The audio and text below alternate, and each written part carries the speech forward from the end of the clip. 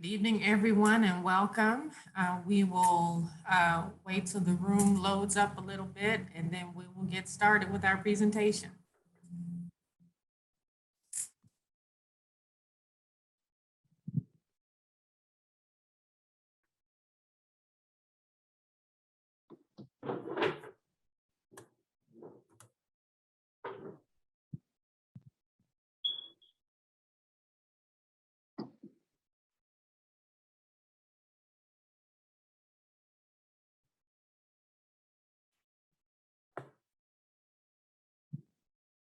All right, so it looks like we have a good group here. I first want to introduce myself. My name is Shadell Wiggins, and I'm a Community Engagement Coordinator for the Center for Policing Equity. Good evening, and welcome to our discussion on reimagining public safety, a data-driven approach. This is hosted in partnership with the Center for Policing Equity, the City of St. Louis, and the St. Louis Violence Prevention Commission. First, I want to thank you all for joining us, and I also want to give a special thanks to VPC, the Office of the Mayor, and our presenters and panelists for tonight. I'm pleased to be your moderator, and we have a very informative program in store for you. So we already know that the fight for equitable public safety has been longstanding, especially in St. Louis, where many community members have dedicated their lives to this noble and necessary work. And we're honored tonight to have the phenomenal Mayor, Tashara Jones, to give her remarks. And I'm beyond excited about the next steps in the works, which will lay the bricks for a path toward a brighter future for public safety here in St. Louis. After we hear from the Mayor, CPE's implementation specialist, Niles Wilson, will provide more information about CPE and the work that we do, including our National Justice Database Program and our partnership with the St. Louis Metropd. We'll also present our analysis on police stops and our police use of force data. And our brilliant editorial director, Dr. Lucy Odeji-Turley, will lead that, presenting and clarifying our key findings on our report. Niles will then return to introduce what's next in our long-term partnership with the City of St. Louis, and we'll follow up with a Q&A session. Now, we do encourage you to submit your questions throughout the event, and questions will be selected and posed to the panel. There's a Q&A button at the bottom of your screen, your Zoom screen, so you can use that to submit questions. So we do know that these data points actually represent real people and real experiences, and also that the state of public safety can be frustrating. So we do ask that you, though it can be frustrating, that your questions highlight the concerns that matter most to you, and that you propose solutions whenever possible, and also acknowledge the humanity of all participants. So now I'd like to introduce Mayor Tashara Jones to give her statements. Thank you. Thank you, Shadell. Hello, everyone. My name is Mayor Tashara Jones. I use the she, her pronouns, and I'm excited to be here with you this evening. My administration is committed to ensuring every resident of St. Louis can thrive, regardless of the color of their skin, who they love, or how they worship. A critical part of this picture is public safety. All of our residents should feel safe in their homes and in their neighborhoods. We must create a public safety plan that works for St. Louisans. We cannot afford to waste time or money on efforts that don't produce results. When I ran for this office, I ran on a platform of reimagining public safety. Systems that perpetuate trauma and fuel racial inequity cannot be the foundation of our strategies to combat crime in this city. Every single life lost to violence is a tragedy, both for the victims, loved ones, and our entire city. This evening, I'm especially thinking of the victims of Tuesday night's shooting, who themselves in that moment were mourning a loved one lost to gun violence the night prior. Crime is an issue that touches our entire city. My son and I often fall asleep to the lullaby of gunshots in the distance, and he's almost been a victim of gun violence himself. But let me be clear. Just like crime is an issue that holds back our entire city, so is poverty, so is housing instability, so is lack of access to mental health care. All of these issues converge to create the crime we see in our streets, and addressing them, the root causes of crime, makes our entire city safer in the long run. While lax gun laws at the state level limit our ability to take action with common sense gun safety measures at the local level, We're using every tool in the toolbox to try and help keep people safe. Our first round of American Rescue Plan funding includes over $11 million to address the root causes of crime and improve public safety through increased funding for violence intervention programs and youth programming and jobs to keep young people engaged and safe. The spending of these federal dollars on these kinds of preventive programs reflect the values of my administration.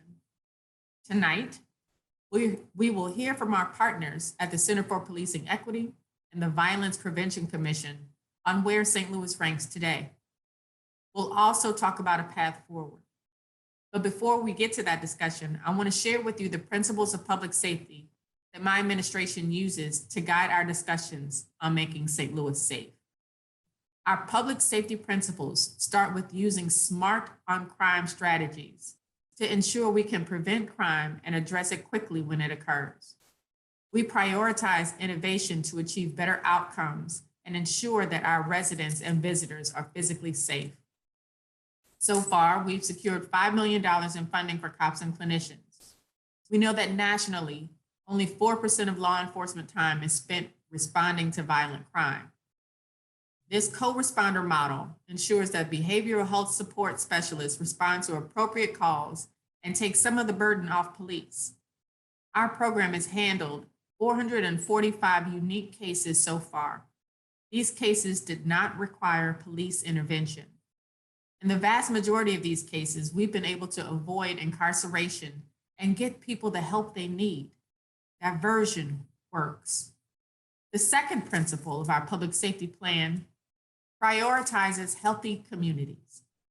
We're committed to an ecosystem of support that combats crime long-term. Public safety reflects a public health crisis, and we must invest in the root causes to stop crime before it happens.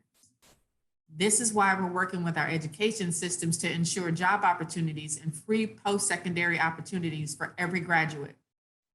Connecting children into systems of support deters crime. We've invested in social workers and are hiring for our Social Workers for St. Louis program. We will add 28 social workers to the city's workforce in the near term, supporting services like unhoused outreach, reentry, and victim support. A few weeks ago, we held our first Warrant Forgiveness Day, helping clear over 3,100 warrants, vaccinating almost 100 individuals, and providing rental and utility assistance to over 370 applicants. We also know that a healthy community means a community that has work. As I always say, you can pick up an application for a good paying job, you're less likely to pick up a gun.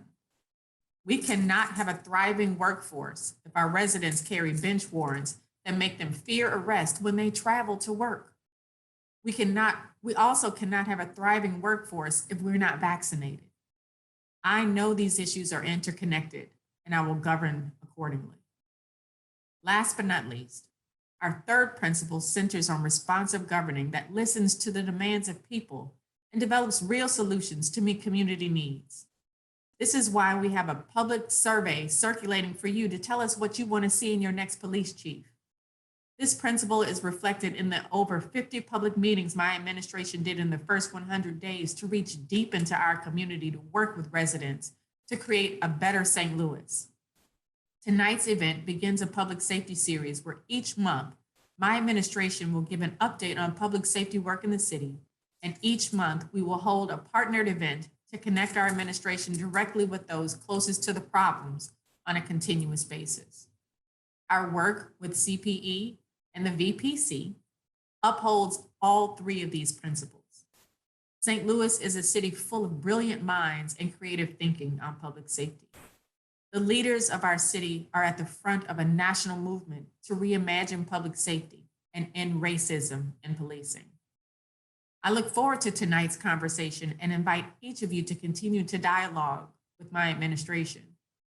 A safer St. Louis does not just come from the top. We have to work together, learn from each other, and invest in a public safety model that supports our principles. And everybody wins. Thank you.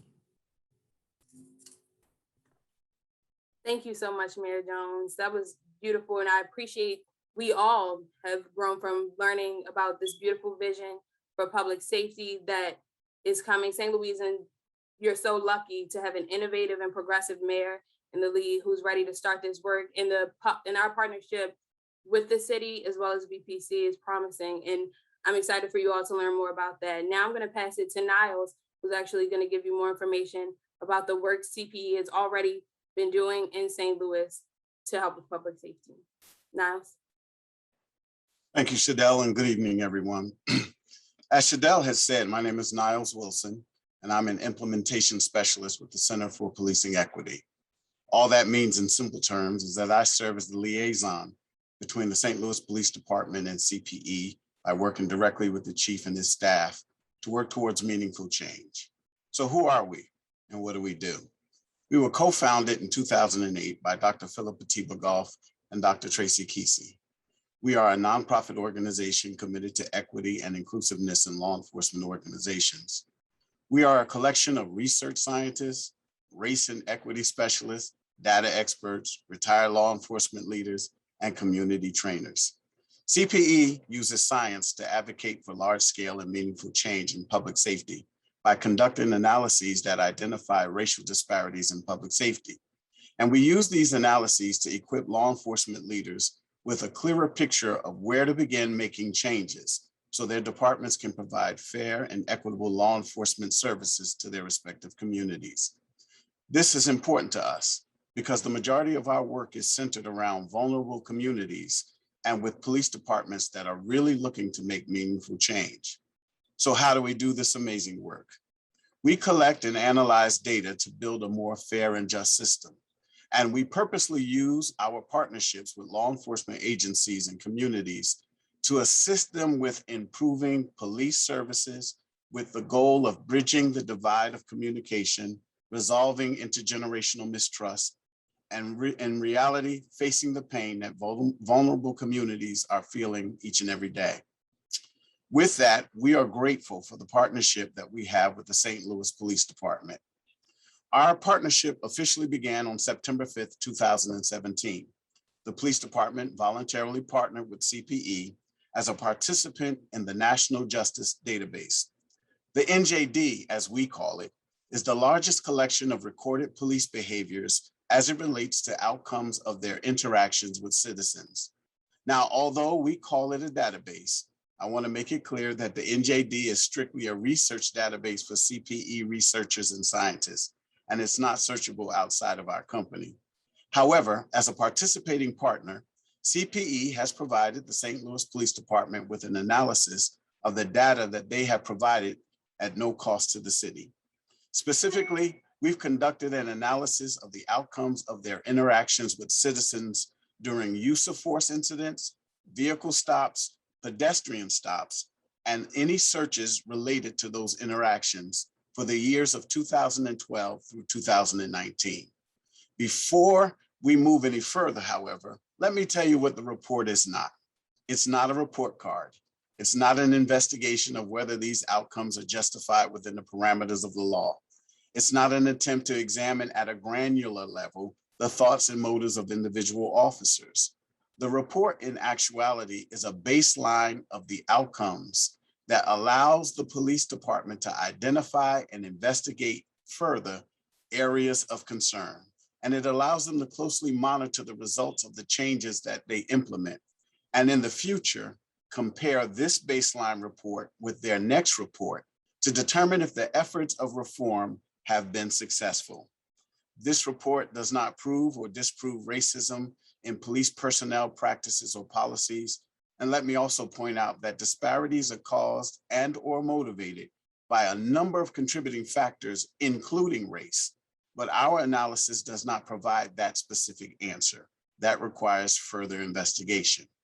However, this report does outline the findings of our analysis of whether some racial groups in the St. Louis metropolitan area experiences more frequent or burdensome police contact than other groups. It is the outcome of this work that is reflected in this report and that we intend to share with you tonight. Now, please keep in mind that the St. Louis Metropolitan Police Department serves a community of just over 300,000 people.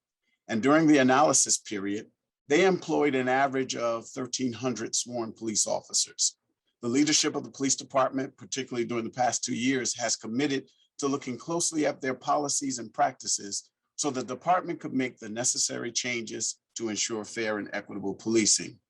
This is a work in progress, and this baseline report provides insight into the many areas that need additional work. What you're going to hear this evening are highlights of the study completed by CPE. And I want to remind you that our analysis specifically looks to show racial disparities in the police department's interactions with community members during pedestrian stops, vehicle stops, and use of force stops, use of force incidents, during the period of 2012 through 2019. With that, it is my pleasure to turn this part of the presentation over to Dr. Lucy Turley from our Data-Driven Interventions team. Please welcome her at this time. Thank you so much. So thank you, Niles, Shadell, and Mayor Jones for that really important context setting and also for the introduction. So as Niles mentioned, my name is Lucy Turley. I'm the editorial director at the Center for Policing Equity. And I'm really happy to be joining all of you this evening to present the top line findings from our analysis of St. Louis Metropd's pedestrian stop, vehicle stop, and use of force data. So again, I'm going to be providing you very high level takeaways. For those of you who are interested in taking a deeper dive, when I'm done presenting, I will be sharing a direct link to the full analysis, again, for those who want to take a slightly deeper dive. So to begin, I'm going to begin with some of the key takeaways from our analysis of pedestrian stop data, and this is from 2012 to 2019. So to begin, we looked at the total number of pedestrian stops during the study period, so 2012 and 2019, to see if there had been a change in the number of stops over time.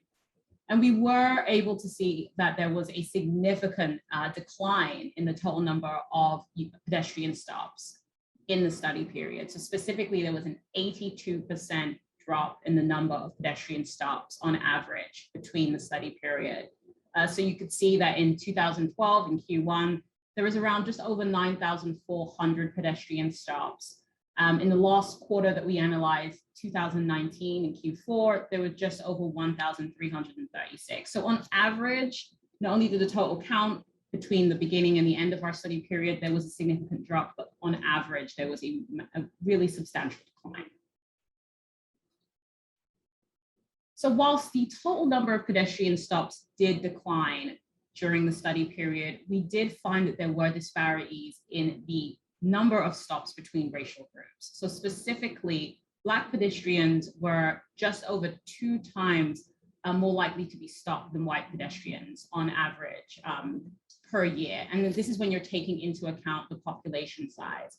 But another really important finding relating to pedestrian stops is that neighborhood characteristics played a significant role in shaping the racial disparities, specifically in pedestrian stops. So at CPE, we recognize that there are a number of factors that influence the likelihood that a person is going to come into contact with law enforcement. And so some of those factors could be neighborhood crime rates, poverty rates, calls for service. And so what we specifically look at is the role that crime rates, poverty rates, and neighborhood demographics play, potentially in influencing the observed racial disparities. And so what we did find in the case of St. Louis Metropd's data is that neighborhood characteristics, crime rates, poverty rates, did play a significant role in shaping whether or not racial disparities were observed in pedestrian stops. So specifically in neighborhoods with average crime and poverty rates, Black and white pedestrians were stopped at about the same rate.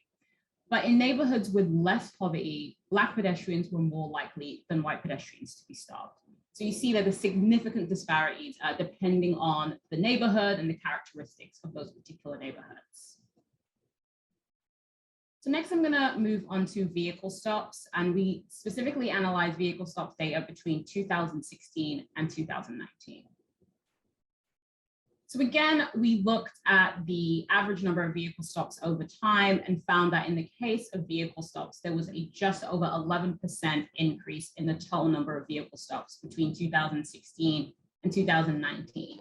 So vehicle stops increased from an average of just over 12,700 in 2016 to an average of 14,192 in 2019. So alongside a slight increase in the total number of vehicle stops during the study period, we also found that Black drivers were stopped at a much higher rate than their share of the population. So specifically, Black people, who make up around 47% of the population of the city of St. Louis, made up just over 65% of drivers who were stopped in the study period.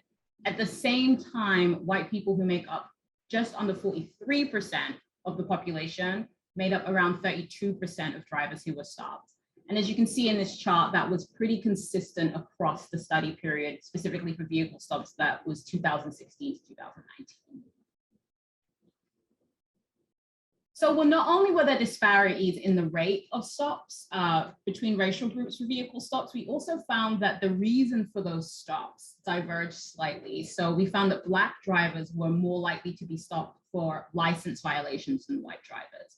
So if you can see in this chart, you see that just over 37% of Black drivers were stopped, and the stop reason given was license violation. And this compares to just over 20% for white drivers and over 23% for drivers categorized as other race. We also examined the outcome of those vehicle stops. So once someone is stopped, what happens? And so we found that Black drivers who were stopped were more likely to be arrested than white drivers. Now, taking a quick step back, as you can see in this chart, overall, arrest wasn't the most likely outcome. The most likely outcome when someone was stopped for a vehicle stop during the study period was a warning or no action or a citation. However, when there was an arrest, Black drivers were arrested at around 2% of the time, compared to just over 1% for white drivers.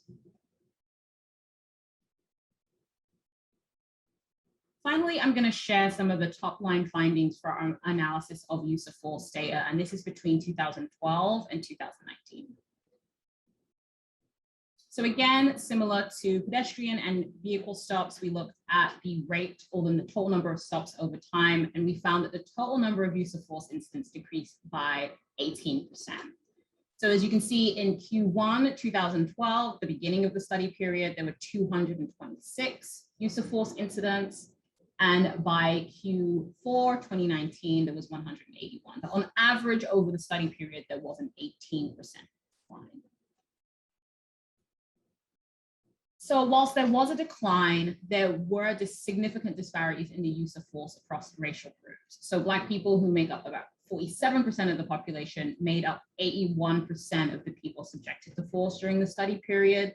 And at the same time, white people, who make up just under 43% of the population, made up 17.8% of the people who were subjected to force. And as you can see with this bar chart, that is pretty consistent across the study periods from 2012 to 2019. So we also just wanted to, analyze on a per capita rate, what are the rates? What is the likelihood that a Black person is going to have force used upon them? And found that Black people were subjected to force more than 4 times as often as white people when taking into account the population size. But as I mentioned earlier, we also examined external factors, the potential influences and causes of that disparity. Specifically, we looked at the influence of crime, poverty, and demographics on the observed racial disparity. And we found even when taking those factors into account, Black individuals were still subjected to force 3.3 times as often as white individuals during the study period. So the final finding I'm going to share with you relates to the type of force that was typically used. And in the study period, we found that the 3 most common types of force used were weaponless force, which accounted for, as you can see, just over 3,300 use of force incidents. taser point display or discharge, which accounted for just over 2,400 use of force incidents. And then finally, firearm point display or discharge, which accounted for 265 use of force incidents. So alongside the analysis of St. Louis Metropd's data, we also provided a companion website. And so this provides a variety of content about how the agency can investigate further the findings of our analyses and also kind of begin to implement changes to existing policies. So the companion content has information about how they can use their digital report, has information about the digital report in terms of CPE's methodological approach, how we define particular terms. Also, it has tips for how to take action after receiving the report. So it doesn't just sit on a shelf. This is what you can do afterwards to investigate further some of the root causes of the observed racial disparities. And finally, there are some high-level recommendations for how the agency can move from data to action. So again, recognizing that that was a lot of information. And so for those of you who would like to be able to review the findings in your own time, providing this QR code that I'll give you a moment to scan. And you can also find the full report online now on the St. Louis government website. With that said, I'm going to hand it back to my colleagues, Niles. Thank you, Dr. Turley. Ladies and gentlemen, I know that was a lot of information, and I'm confident that you have many questions. But before we move on to our panelists and the question and answer period, two of the most important questions for everyone involved this evening are, where does St. Louis go from here, and how does St. Louis move forward?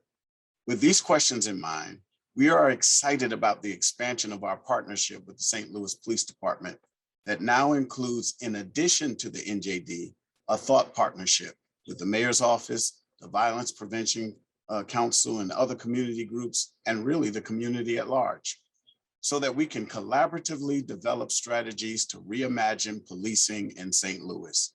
So to move forward, internally, CPE has developed 3 goals to begin this work. Goal number 1 is to inform the community of the findings from the analysis to promote transparency between the police department and the community. We did that tonight. Goal number 2 is to enhance community awareness of the work CPE is doing with the police department and other stakeholders within the community. That's what this town hall is really all about. And goal number 3 is to assist the community in leveraging data and their lived experiences to demand the equitable systems they deserve, as well as the changes that are needed now. That's the work that will be ongoing. To answer the question, where do we go from here?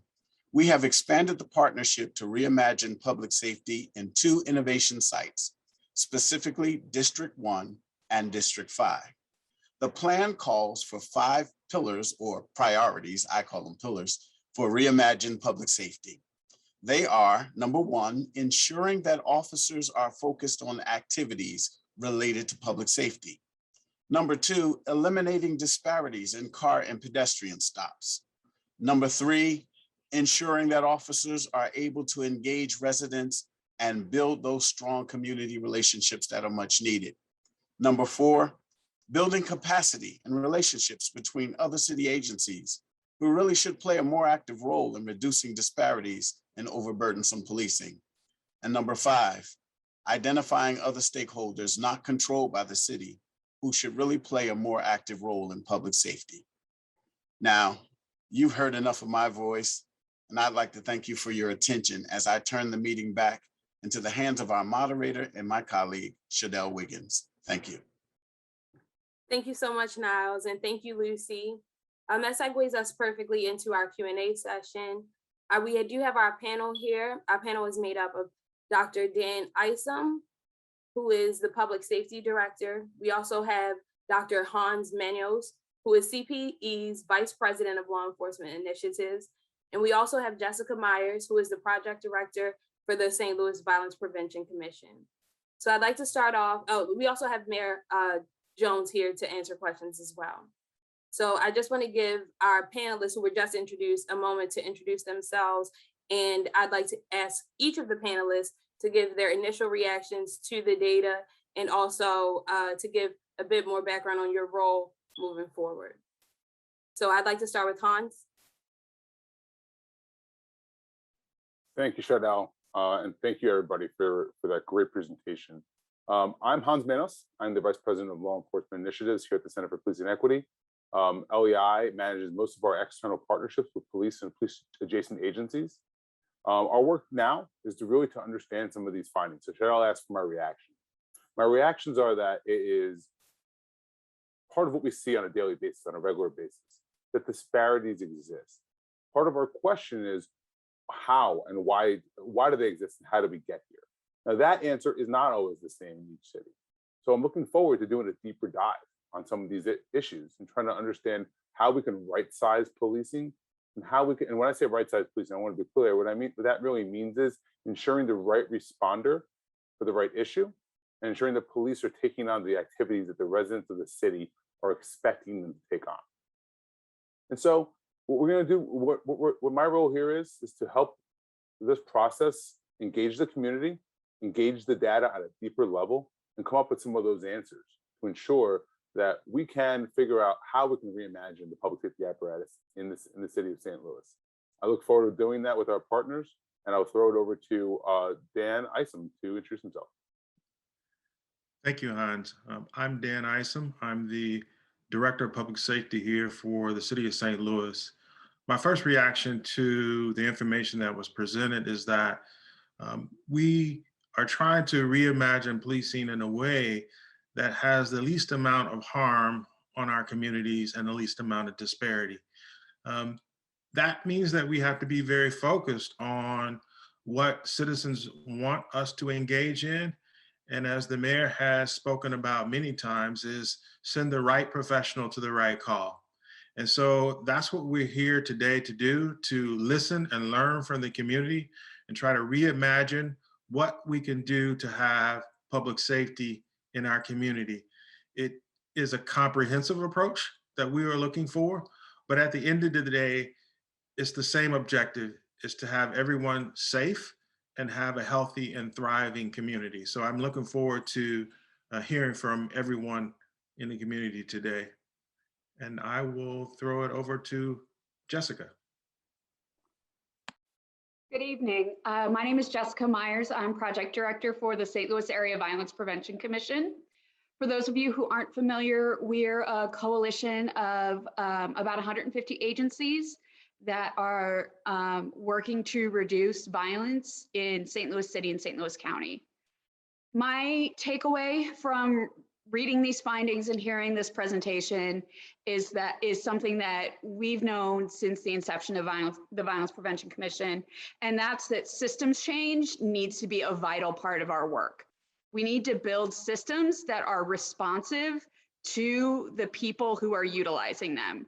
Now, using the public health approach, the traditional public safety systems of policing and courts and corrections are just one piece. We know in order to reduce violence, we need to work on the workforce system. We need to work on city services, like how we address vacancy. We need to work on philanthropy and how social services serve victims and perpetrators of violence. So this just really reinforced that we're on the right path with looking to build more responsive systems, and that that is something that we will be doing in partnership with the city in a series of town halls, the first of which is tonight, and community planning sessions for those who really want to dig deeper into the issues that we have talked about tonight and some of the other issues for public safety besides just policing. Definitely. Thank you so much for your introductions. So we're just going to jump right into it. We have a question that was submitted by an audience member. This question is for Mayor Jones. And the question says, what are we doing in terms of neighborhood level infrastructure investment, both social and physical, to reduce adverse childhood experiences and environmental factors?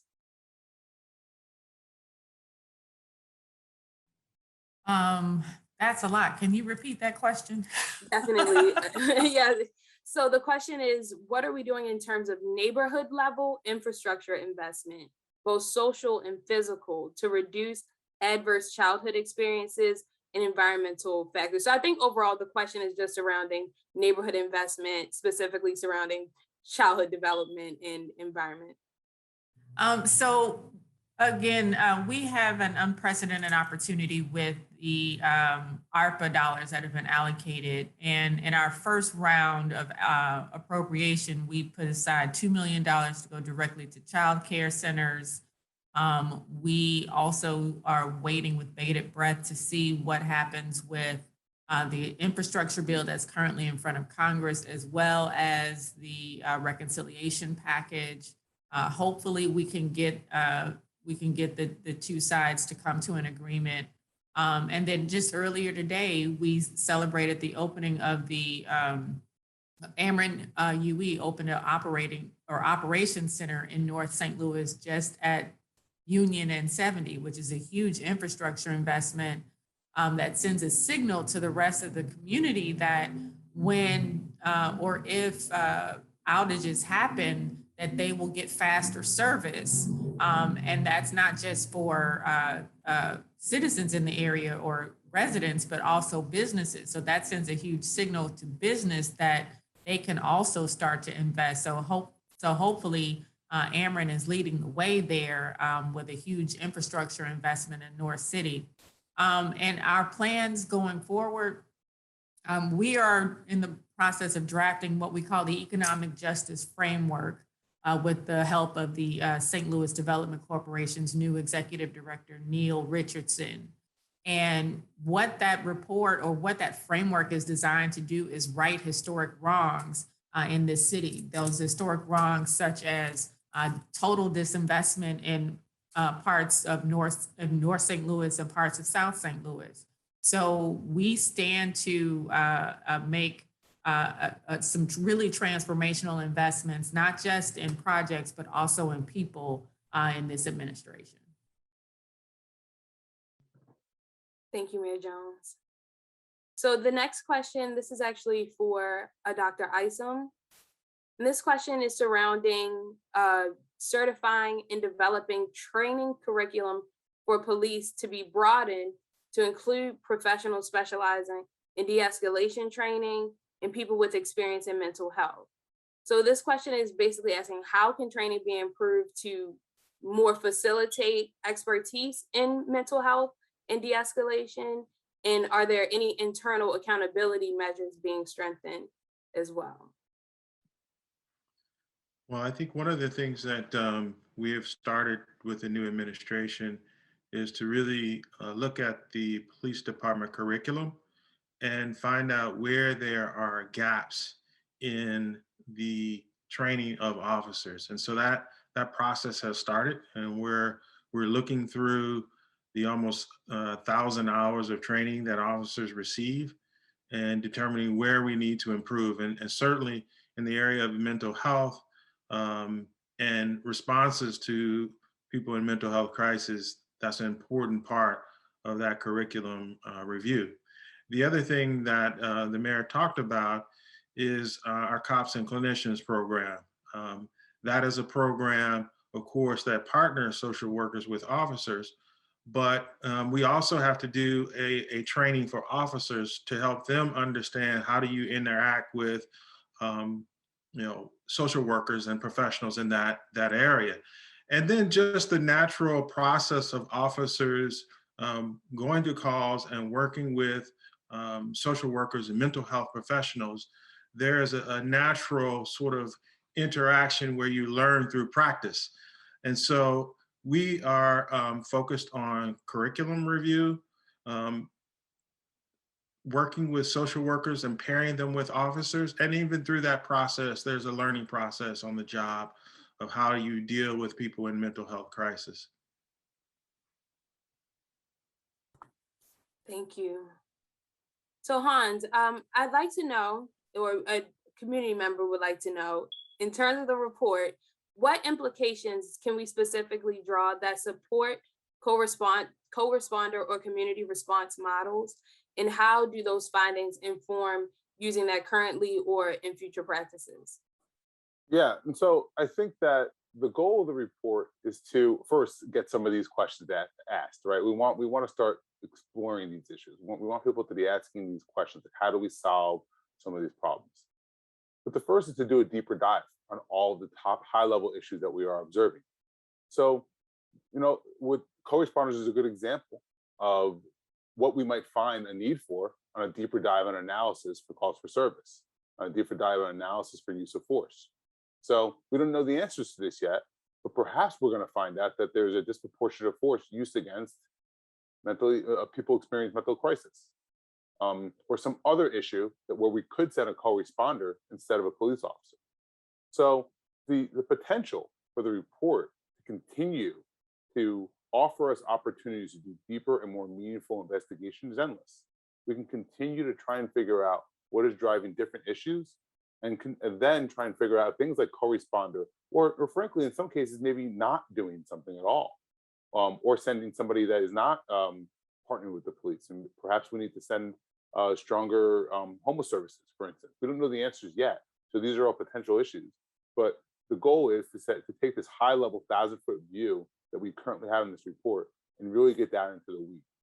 So the report can help us answer a lot, helps to identify the questions, and it's up to us to really get in there and understand how we can answer those questions, how we can be creative. And as Niles mentioned, they come back with another assessment to see if the efforts that we made were effective and how effective they were. Thank you. Creative solutions are definitely going to be key. And we know that the most creative solutions are going to come from the community members who are most familiar with the issues. So this next question is towards you, Jessica, but also I do want to let all the panelists know if you do want to chime in on a question that's directed towards someone else, please feel free. But this question is specifically related to VPC. They would like to know what community engagement does VPC have planned in the near future? And also what type of community engagement will encourage continued change in policing and public safety practices? Absolutely, and that's a great question. And just like we've built VPC with a focus on policy and systems change, we've also built it with a focus on community engagement and bringing community voice in. We treat community residents as experts.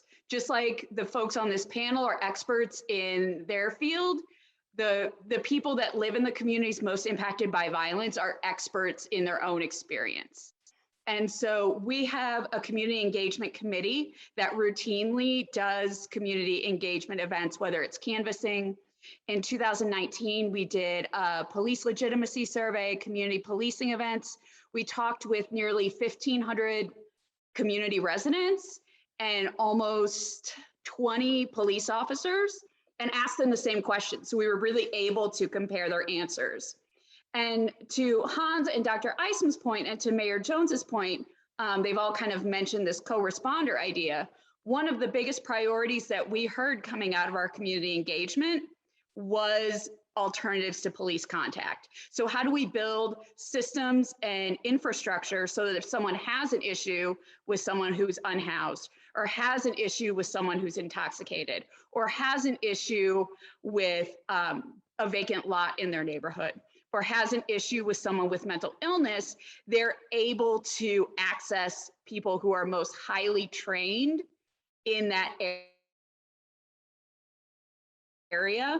And so by that, we can not only get residents, the people most trained for those issues, but we can also reduce the workload on police officers to allow them to respond to violent crime more.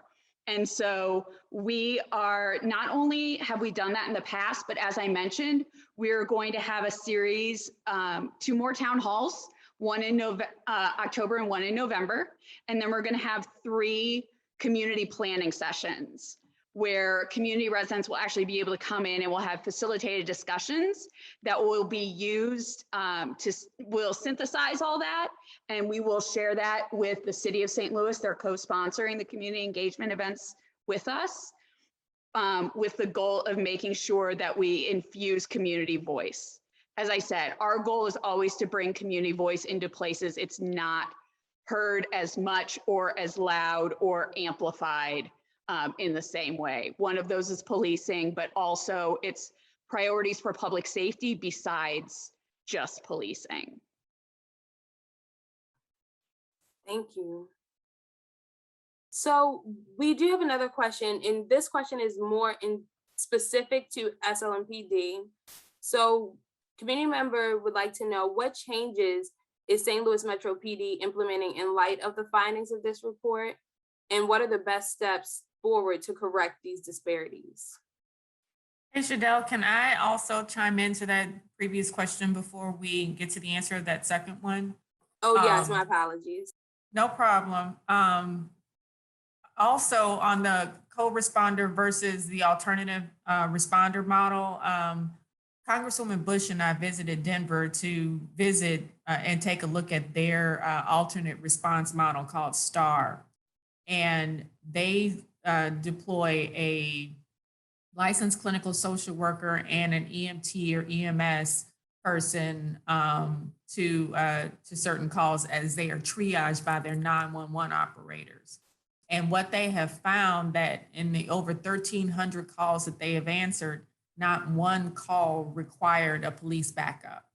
So this is one of those systems where it shows that it works, and that also the training has to happen from the point of entry all the way and all the way through, right? So we are also working on making a more robust 911 operator system or call center, combining our efforts there to make sure that our 911 operators are trained to deploy the right resource to the right calls, because we know it works, but hopefully we can get to a responder model that is an alternative model that doesn't involve officers, and then that frees them up to do the work that they were trained to do in our academies.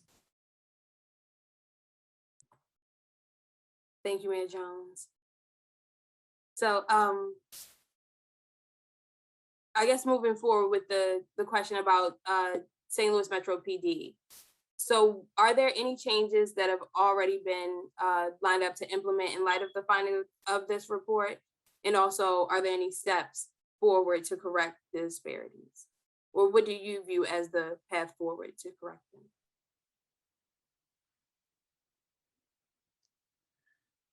I guess I can answer that.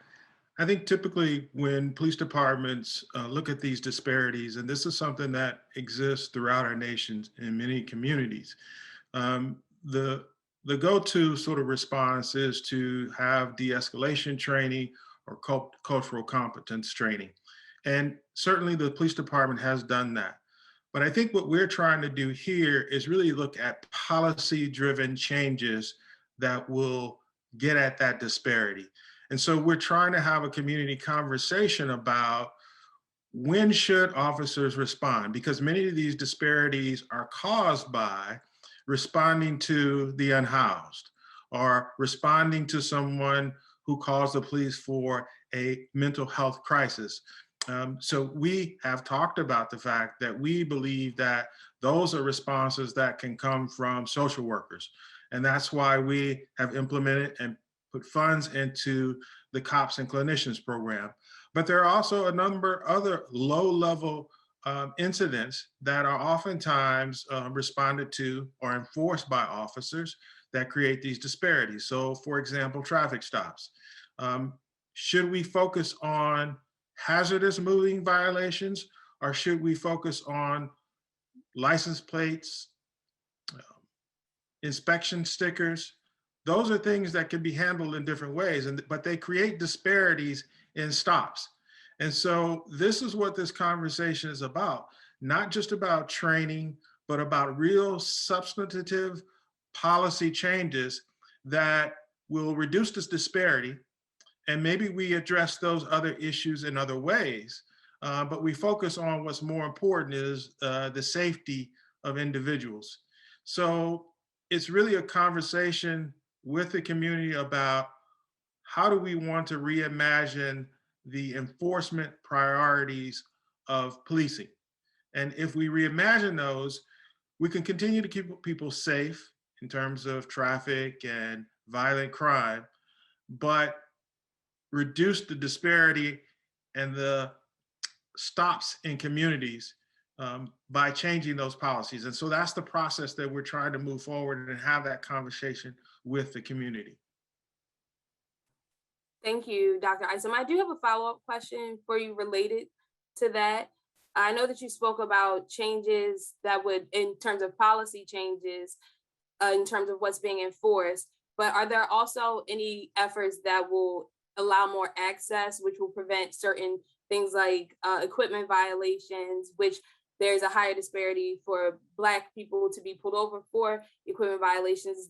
Are there any ideas, or will there be potential in the future for there to be community programming, which will cause there to be less of a disparity to begin with, so that it will not have to be dealt with at the enforcement level, but that the issue itself is also being worked towards being remedied as well?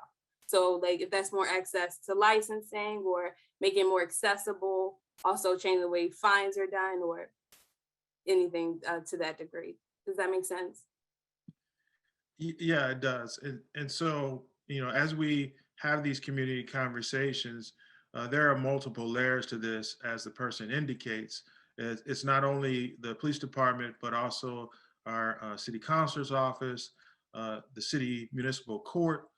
All of that is wrapped into sort of policy decisions about how do we handle these low-level violations, and what mechanisms do we use to correct these things once we learn about them. So I think it is a multifaceted policy change that we're thinking about, but I think we need to come to the community first, as we are today, to give the data and then have discussions about what are the enforcement priorities for law enforcement. Thank you. So this question is for Hans. This question is about the report itself.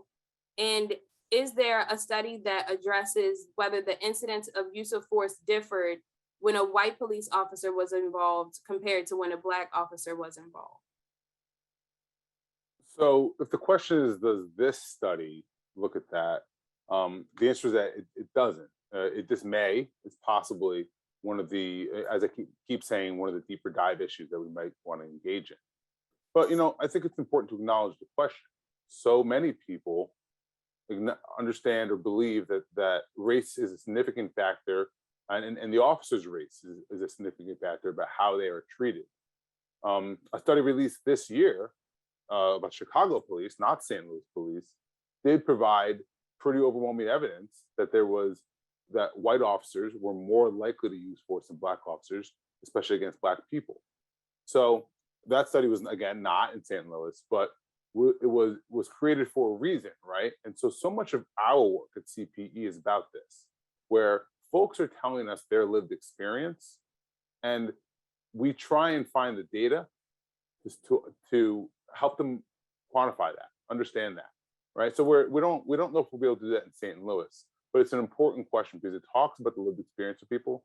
It talks about, and the reason these questions are asked is because in the community, that's what people are understanding happens. And so we want to do these deeper dives on issues, if not this issue, issues like that really speak to the lived experience of the residents of the city of St. Louis. So I don't have an answer about St. Louis, but I do think it's an important question that speaks quite a bit about what folks' lived experience is.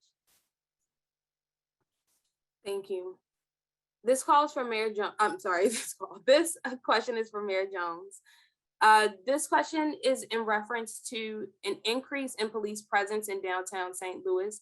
Community member would like to know how that aligns with your previously stated positions on increasing public safety, and how do you balance increasing public safety in St. Louis that does not trust police and people who have been harmed by police, as well as implementing community violence intervention initiatives? Well, thanks for that question. And I would say that our approach to downtown safety, as we launched the Downtown Engagement and Public Safety Initiative, is a two-pronged approach. There's a short-term and a long-term strategy. The short-term strategy, as indicated by Chief Isom last week, is to temporarily increase the presence downtown in order to protect our assets downtown. However, our long-term and our more sustainable strategy, as indicated in my remarks, are a engagement of an activation of public spaces. As I stated last week, an idle mind is a devil's workshop. Therefore, an idle downtown is a troublemaker's paradise. And we are trying to activate our public spaces and find and engage people in fun and safe activities, not only downtown, but in other parts of the region. We have many wonderful parks and outdoor spaces that have not been engaged in recent months, obviously due to the pandemic. But as we are slowly coming out of it and we have some nice weather left in the year, I am looking forward to working with our arts and culture communities, as well as our Department of Conservation. I was on a call with them today on how we create fun and safe activities for our young people to engage in. There aren't a lot of activities for our young people right now. Let's just be honest. And we have to create space for them to have fun and also to stay safe, and then also create opportunities for our families to do the same. This isn't an either or approach. This is a both and approach. We can protect our assets downtown and protect the assets of our city and we can also create fun and safe and engaging things for our families and our young people to do. If I could, I would just love to jump in and lift up what Mayor Jones said about youth. You know, we know a lot of the people that are downtown, especially on the weekends, are younger people.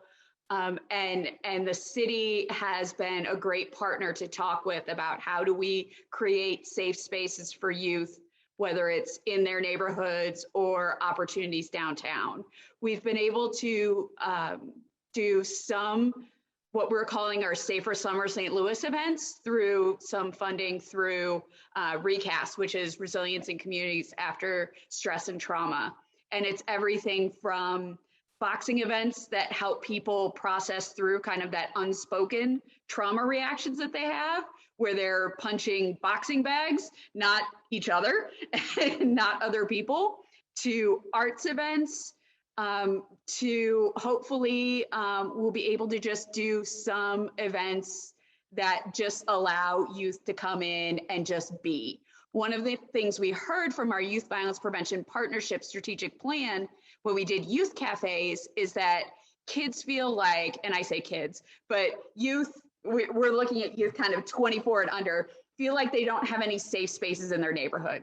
Either the spaces that are supposed to be safe, like parks, aren't as safe as they or their parents would like, or the spaces that are safe, there are barriers, whether it be a fee to get in, or whether it be generally that youth don't feel welcome in adult spaces. And so I can't stress enough that Mayor Jones is right on target with that piece about finding productive things for youth to do, because we know over 40% of victims of gun violence in St. Louis are under the age of 25. So if we can really get that demographic into employment opportunities, into safe recreation, into drop-in centers, we have the potential to really reduce violence in the city of St. Louis while improving quality of life and reducing the number of those adverse childhood events for youth in the city.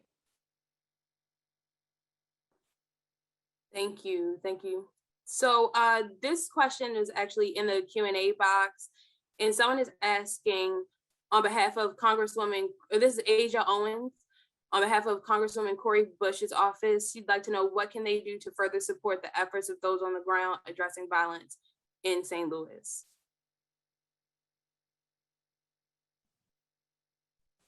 I guess I'll answer. We have a great partnership with Congresswoman Bush's office, and there aren't too many times where either I'm talking to her directly or our staff, our chief of staffs are connecting, or other people on staff are connecting. And I'll say this publicly, you know, Congresswoman Bush's office has been phenomenal in lifting up the voices of the marginalized, as well as it was through her advocacy that we received so much money from the American Recovery Plan Act. So we're going to be able to spend at least $11.5 million in the first tranche on community violence intervention initiatives, of which St. Louis is a city, is one of 16 cities participating with the White House on a technical assistance project for cities that spend money on ARPA money on CBI initiatives. And they also keep us informed on what's coming down the federal pipeline. So I would say hats off to Congresswoman Bush's office for having a great partnership with the mayor's office and making sure that we stay up to date with how we can plug in with our federal partners.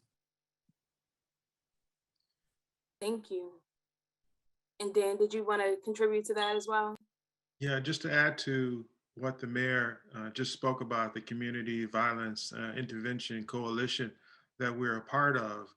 You know, one of the things that we've talked about with that coalition is that, you know, if we're going to have an impact on violence, the individuals who are kind of steeped in that sort of environment, we have to have something for them to step into. They step out of violence, they need to step into something. And I think Cure Violence is a part of that. Other programs like Ready Chicago. And I think that is what, I know that's what the mayor's administration really is about, is how can we have programs and opportunities where people can step out of violence and into something that really will make their life productive and meaningful. And so that really is the solution. And it's a grassroots solution where you have to be out there in the neighborhoods connecting with these young men and women who are wrapped in this cycle of violence. And that's really what the mayor's administration is trying to accomplish. Thank you. This question from a community member is regarding violence.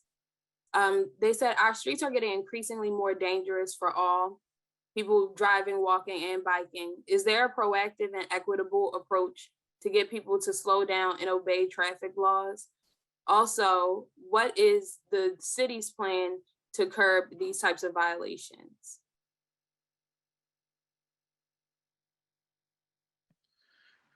Well, I think this is really this broader sort of discussion about what do we focus our attention on. Certainly my plan is to be more focused on hazardous moving violations. I think that's the most important thing that is affecting our community. And so, I mean, we have a new program where we're implementing radar systems, speed control systems inside of cars to detect speeders, right? And looking at the high accident, high fatality locations throughout the city and focusing on hazardous driving. You know, it's not our intention to focus on minor technical violations and, you know, tail lights that are out. We want to focus on the things that really impact public safety. And so our goal and our mission is to look at high traffic accident or high intersection traffic accident locations, fatality locations, and have officers enforcing reckless driving, speeding in those areas. Thank you. There's also a question about the rate for homicides and shootings and how those numbers could be improved. Well, I mean, as everyone would agree, you know, every homicide is a tragedy. And, you know, we would hope that we have no homicides. I mean, that's the goal of any community.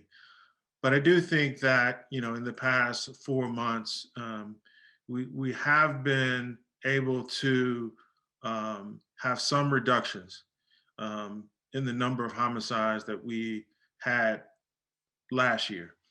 So we are down about 35% from last year.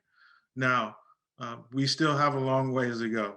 And I think more than just a law enforcement solution, we have to have a community solution. It was what we've talked about here today. But even though we have a long way to go, I think we're moving in the right direction, especially compared to last year. And we're even down slightly compared to pre-pandemic levels, compared to 2019. So it'll take a multi-pronged approach. Certainly there's a policing part of it that is important, but there are other components that have nothing to do with policing that I think we focus on. And I'm sure the mayor would agree with that. Yeah, just to dovetail on Dr. Isom's remarks about some of the factors that we cannot control. One of those factors is the lax gun laws that we have that have been enacted by the state. In 2013, when they relaxed the gun laws, or anybody over 18 could get a gun and doesn't have to get a CCW or a concealed carry permit, our gun violence skyrocketed, and it's especially skyrocketed for Black and Brown people. The second thing they did was the Second Amendment Protection Act that they passed just this past spring. Back in the 2013 bill. Let me go back there for one moment. The other thing they did in that bill is that they said that cities cannot pass any gun laws more restrictive than the states. Then earlier this spring, they passed the Second Amendment Protection Act, which prevents our law enforcement from enforcing federal gun laws. So they are expecting us to fight crime and to decrease gun violence with both hands tied behind our backs. So I'm not saying that we should place all of the blame on the state legislature, but there's a lot of blame to go around. And just like Dr. Isom said, one homicide is one too many. And we're doing everything that we can within our power to decrease gun violence and homicides in the city. But it's going to take all of us working together and all of us at the table in order to provide other opportunities for people not to pick up a gun and choose violence. And I think to piggyback on what Dr. Isom said, the Department of Justice came in and did a diagnostic analysis of the city police department in 2017. And they looked at the clearance rate, or what percentage of cases for non-fatal and fatal shootings an arrest was made. And they did find that we have a relatively low clearance rate. And one of their recommendations, actually, that the Violence Prevention Commission included in our action plan was to improve responses to non-fatal shootings by help linking shooting victims to support and services to prevent future involvement in gun violence. So this is about helping victims to overcome the harm that was done to them, whether that's financial, social, emotional, mental, and making sure that we can potentially interrupt that cycle of violence. For every one homicide you hear about in the news, there's 20 to 30 non-fatal shootings, which means as a city, as a public safety department, as a police department, as the Violence Prevention Commission, we have 20 to 30 opportunities to interrupt that potentially escalating cycle of violence before it turns into fatal violence. And so we've developed what we're calling our gun violence response network, where if someone dials the United Way 211, enters their zip code and presses 6 for gun violence, they can now get a first of its kind gun violence intake. So they'll not only get all of the referrals that United Way 211 would already offer, but their information will automatically be sent to a victim service agency for follow-up and navigation through a set of services for some of the most unmet needs. There are things we still want to help to fill those gaps. One of the biggest gaps is home repair and auto repair for victims of violence. We have some limited availability where we may be able to start helping with that, but that's still one of the big issues that we want to help victims overcome. If you're not safe in your home, You're not going to be worried about calling the police to talk about who it was that shot you or what you've heard about what happened. So ensuring that physical and emotional safety is a big step towards not only reducing violence and preventing future acts of violence, but also to increasing cooperation with law enforcement investigations. Thank you. This question is for Mayor Jones. What is your plan with the Office of Public Accountability, and why would it be housed under the Civilian Oversight Board? I'm gonna tip that one to Dr. Isom because he's been working on this issue a lot more than I have. Could you repeat the question again? Yes. This question is surrounding what is the plan for the Office of Public Accountability, and why would it be housed under the Civilian Oversight Board? So I'm not really sure on the difference between the public accountability and the Citizens Oversight Board. So I'll just stick with the Citizens Oversight Board and the things that we're trying to do to provide more independence with that unit, and also the ability to do concurrent investigations. So typically, if you look at COBs across the nation, they have a review function. And that's how it was set up in the city of St. Louis. There are various board members, and we have an executive director. People can file complaints both with the COB, or the Community Oversight Board, and the police department. Generally, the COB will just handle citizens' complaints, and then the police department will handle internal and citizens' complaints. The way the process works here now is that all investigations, whether it's internal or external, are done by the police department. And then once it's completed, it's sent to, and that's if it's a civilian complaint, sent to COB, and they review it. They make their suggestions on further investigative measures that need to be taken. If not, if it's concluded, they give a recommendation in terms of what discipline should be given, if any. But it is the right of the police chief to ultimately decide what the case will be, right? Whether it's sustained or whether a person gets disciplined. What we are trying to do is provide the initial investigative power to COB. So there can be concurrent investigations done at the same time, giving it more independence, more of ability to investigate independent of the police department, and then provide its recommendations on whether or not the case should go forward or any type of discipline. I think that is what the community of individuals who want independent review of police departments, that's the model that most communities want, and that's the direction that we're moving towards here in St. Louis, to have a truly independent investigative body, Citizens Oversight Board. Okay, thank you. So this question is to either you, Dr. Isom, or Mayor Jones. It's surrounding, it says, we reduced the number of police districts from 9 to 6. Should we increase police districts to maximize police presence in historically under-policed neighborhoods to increase public safety? Has the administration thought of restructuring the police department?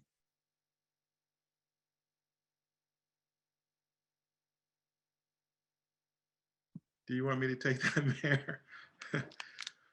Well, this is an ongoing conversation about how many districts should we have in the city of St. Louis. I will say that if you look at other communities, and I think this has been suggested before, we're probably at the number of districts that many other communities our size have. I think the more important part is, how many, police officers should be in each district, right?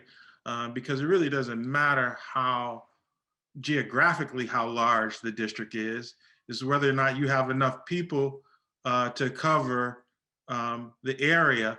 and the types of incidents that occur in those districts. And so I think through this process where we're reimagining the police department, we learned that 4% of the calls that officers take are for violent crime. So the rest, the 96%, that's what we want to look at here. And are we spending our time productively using officers for those 96% of calls?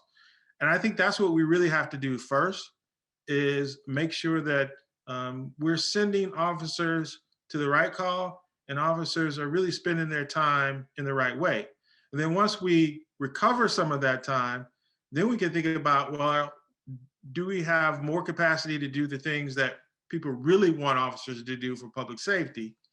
And then reorganizing our officers in those districts to see if we have enough capacity to cover those districts. And then, if we find that that doesn't work, then maybe we should think about adding another district.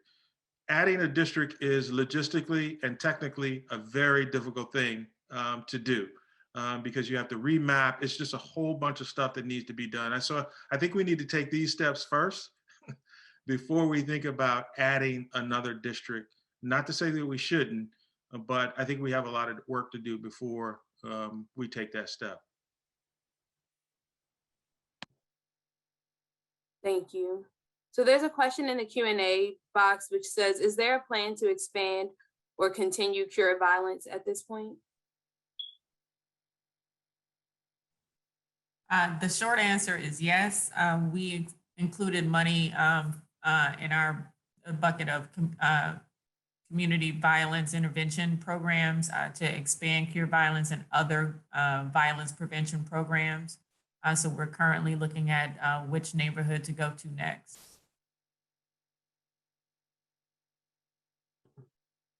Thank you. This question also came from an attendee asking, why is the cops part of cops and clinicians necessary? So Hans, if you want to take that, you could take. Sure, I'll jump in there just quickly. I think that's a great question, right? So a lot of folks are asking that question. Do we need co-responder models, or do we need alternate responder models, or do we need both? So I think it really depends on what's happening in the city. Dr. Isom referenced some of the initial findings about some of the analysis that was done by the city. We're hoping to do more. If we come to understand that the calls for service that exist don't call for an officer to be there at all, I think then we would all agree. And of course, if the community was asking for that, I think we'd all agree that that's on the table. I don't think anything's off the table right now. There are existing models around the country that rely on co-responder models, and there are other models around the country that rely on alternate responder models. So I don't think anyone's suggesting that the cops, part of cops and clinicians, is absolutely necessary, but rather that it's one way to go. It's one way to do it. And I think that's what we're trying to stress. There's so many different possible solutions to the issues here, right? We're not at a point where we know the answers, and we may not be, even when we have an answer, we may continue to iterate until we find a solution that the city is comfortable with. But to answer the question more directly, the cops part isn't definitely necessary. And in some calls, it might be. One other thing I'd like to add to that question is in Denver, that's what they started with. They started with a co-responder model. And just in the last couple of years, I found that it wasn't necessary. So I think that, in some cities, they find that that's the way they want to start. And then they find that it's working and then say, oh, well, an officer isn't necessary, and then pull that back. And then that, again, frees up officers to do more work related to violent crime.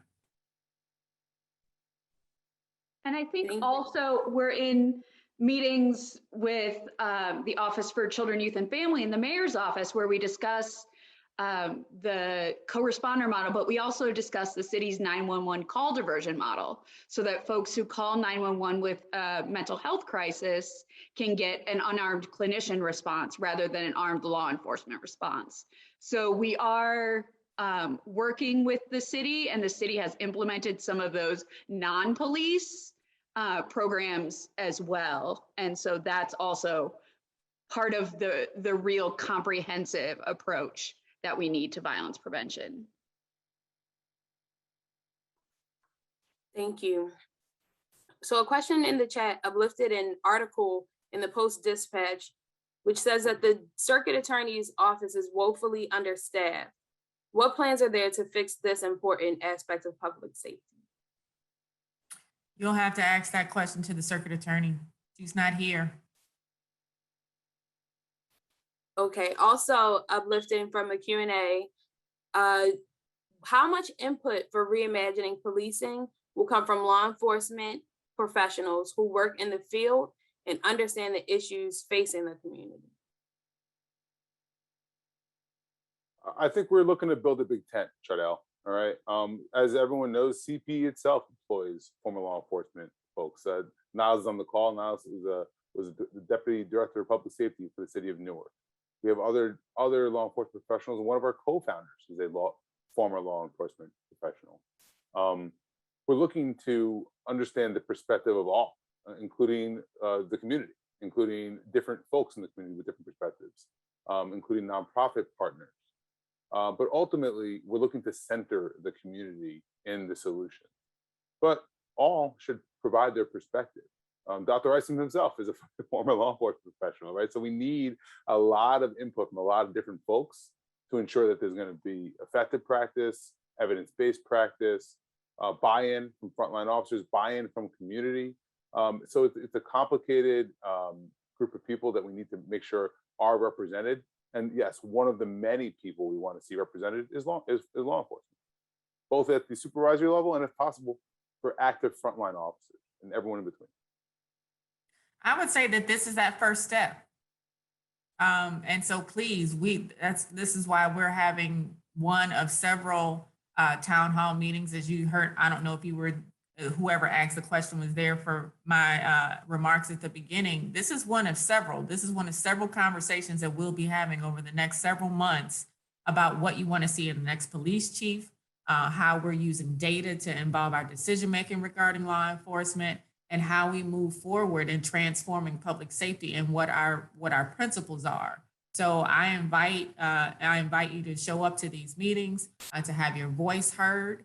And I will say that every law enforcement professional that I have spoken with about our principles of public safety, as well as our plans, are pretty supportive of what we're doing, because they realize that the work that we're trying to do is going to make their jobs a lot easier.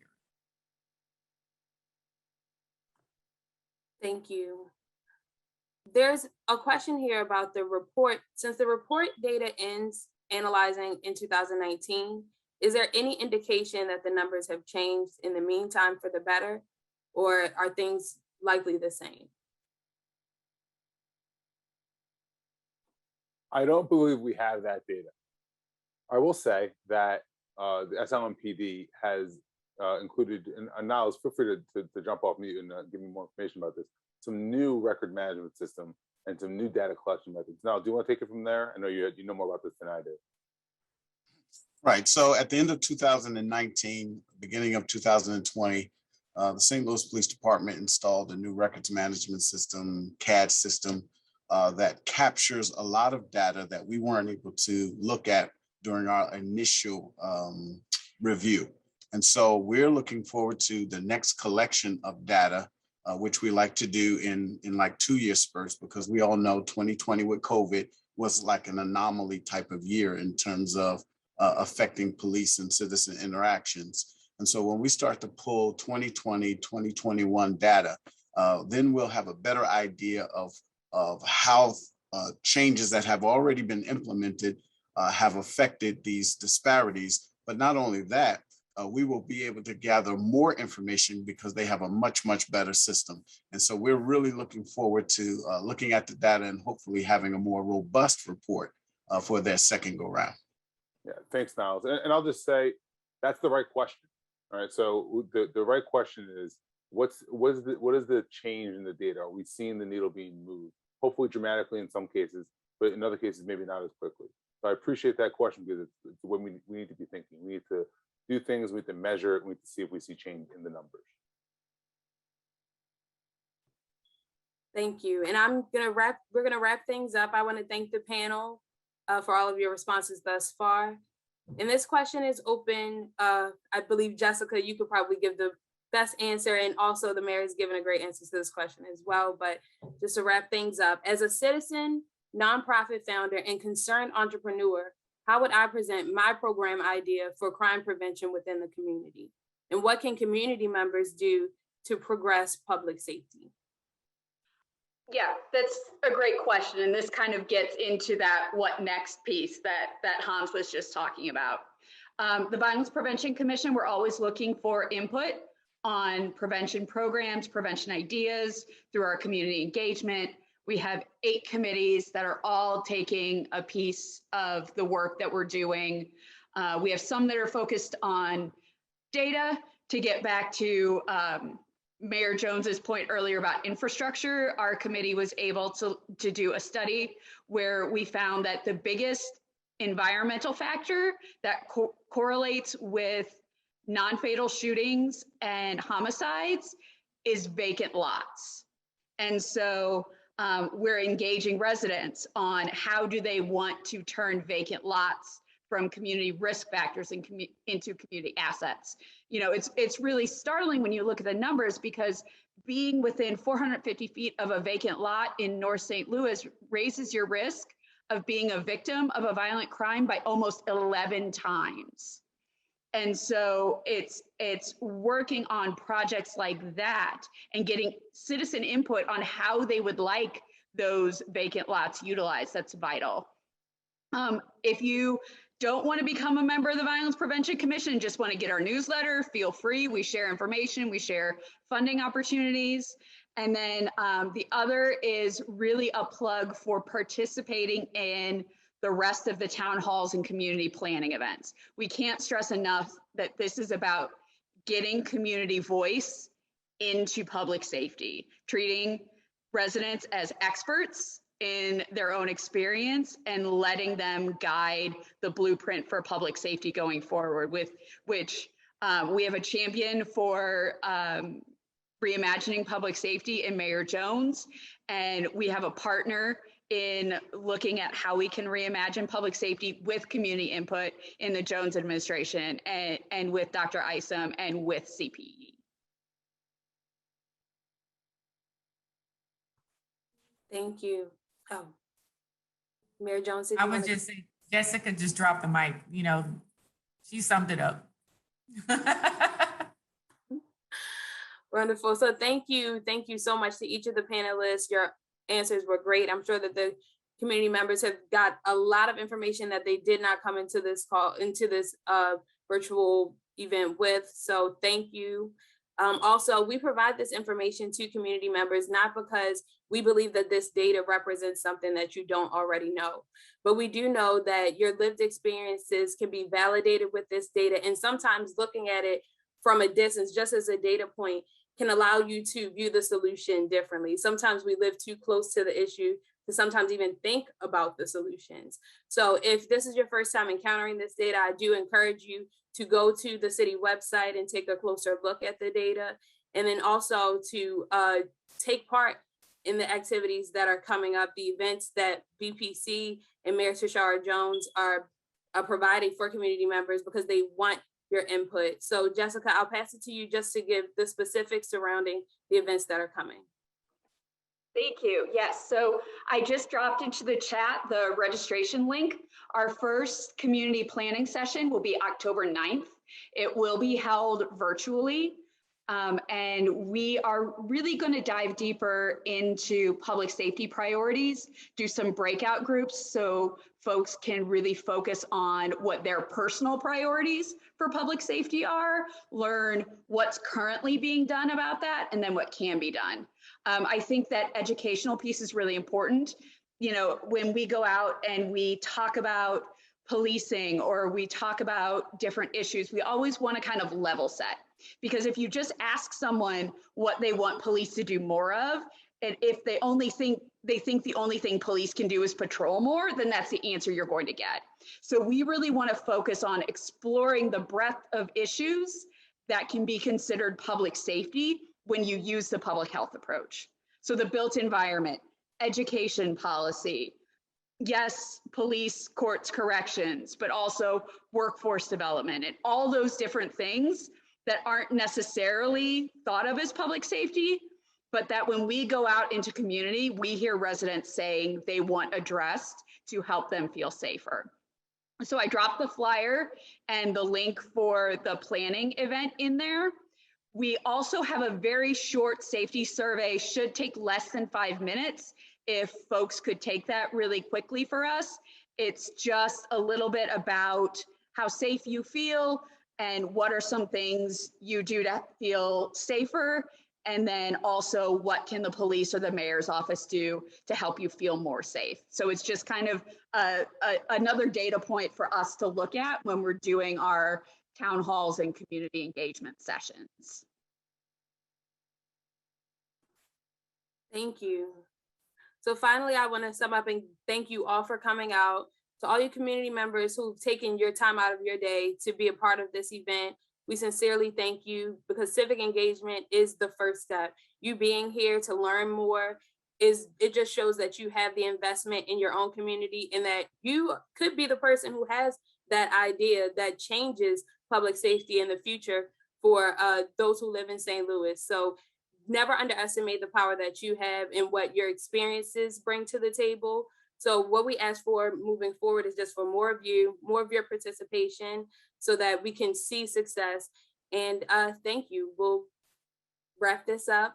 And I hope that everyone has a lovely evening. And we hope to see you at the next event hosted by the St. Louis Violence Prevention Commission.